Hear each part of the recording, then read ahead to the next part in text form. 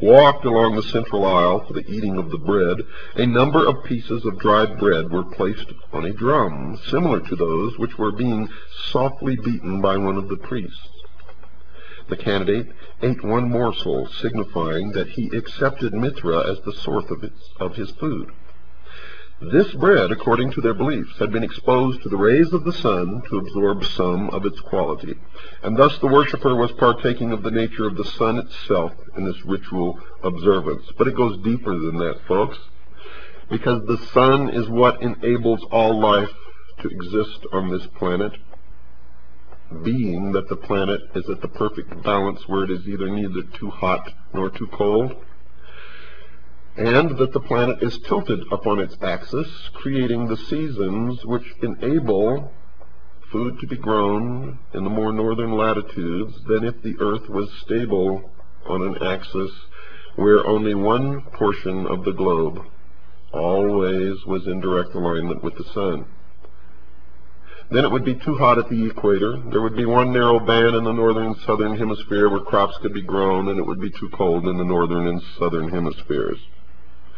So this ritual observance has scientific fact behind it, in that the bread indeed did come from the sun. And now the initiate was taught the password of the cult, which was to identify him to other members, and which he was to repeat to himself frequently in order to maintain the thought always in his mind. Quote, "I have eaten from the drum and drunk from the cymbal, and I have learned the secret of religion," unquote. This is the cryptic phrase which an early Christian writer, Maternus, reports as being taught to the Mithraeus, quote, "by a demon," unquote. The second degree of initiation was called the secret, and during this the candidate was brought to a state of ecstasy, in which he was somehow made to believe that he had seen the statue of the god actually endowed with life. Folks, it's not likely that there was any mechanical method by which this was done, because no such apparatus has been found in Mithraic temples unearthed. The candidate was brought up to the idol, to which he offered a loaf of bread and a cup of water, and this was to signify that he was a servant of the god, and that, quote, "by what sustains my life, I offer my entire life to your service," unquote. The grade of soldier may show that the military arts were responsible for a good deal of the power of Mithra worship in ancient Persia. Certain it is, in any case, that this degree greatly appealed to the Roman warriors, who formed a very large part of the rank and file of the cult during its western expansion. A sign similar to a cross, signifying the sun, was made on the forehead of the initiate, who was thus marked as owned by the deity. A crown was placed before him, hanging from the point of a sword. This he took and placed it aside with the words, "Mithra alone is my crown." And this, folks, this takes place in every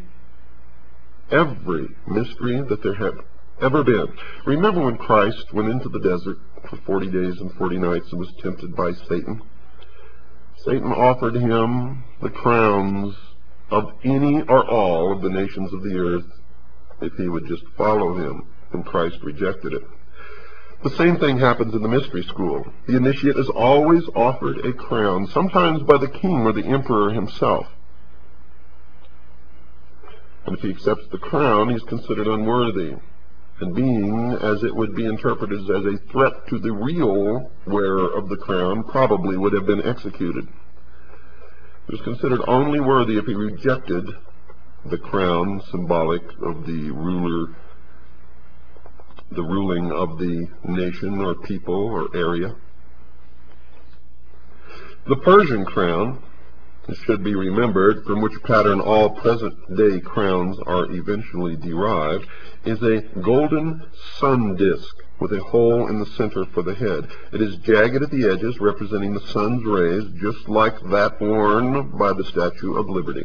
And these projections are turned up to make what is still known in Western heraldry as the Oriental crown.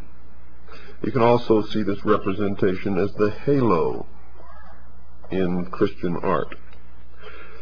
Now the candidate has to prove himself in a mock combat with soldiers and animals in a number of caves. When the Emperor Commodus went through this degree of initiation, he actually killed one of the participants, although he was supposed only to make a symbolic slaying. Passed through the soldier degree, the Mithraist was eligible after a lapse of time to be promoted to the rank of lion. He was taken again to the cavern, and honey was smeared upon his brow as opposed to the water which had been used in his acceptance into the earlier degree, his baptism. The degree of lion was taken only by those who had decided to dedicate themselves completely to the cult, and who would henceforth have no truck with the ordinary world. The lion was, then, a sort of priest, but rather more of a monk. He was trained in the rites of the cult and told certain secrets. The degree of lion of Mithras could only be conferred when the sun was occupying the zodiacal sign of Leo, and that's about July 21st to August 20th, during the Persian month of Asad, the lion. Now there's a good deal of astrological lore in Mithraism, and also an admixture with Kabbalistic numerology. The Greek branch of the Mithraists, for example, worked out that the numerical equivalent of the name, spelt by them Mithras, was 365, and thus corresponded to the number of days in the solar year. Well, since the deity was the sun, then this is exactly what it should have been. In the purely magical sense, Mithraism has it that both the name of the god and the rank which the individual holds in the cult have magical power. Thus, if a person wants to achieve anything, he has to concentrate upon the word Mithra while preparing for himself the ceremonial repast and beating alternately a drum and cymbals. That the effect of initiation was to produce someone of upright character is amply evidenced by literature of the Roman times, in which the Mithraists were generally considered to be thoroughly trustworthy and improved people. Even their enemies could reproach their own followers with the vitality of the Mithraist creed. Tertullian, in his De Corona, which is Latin for the crown, which he composed in the 3rd Christian century, upbraids the Christians, inviting their attention to the Mithraists as examples. De Corona actually means the crown of thorns. You, his fellow warriors, should blush when exposed by any soldier of Mithra when he is enrolled in the cave.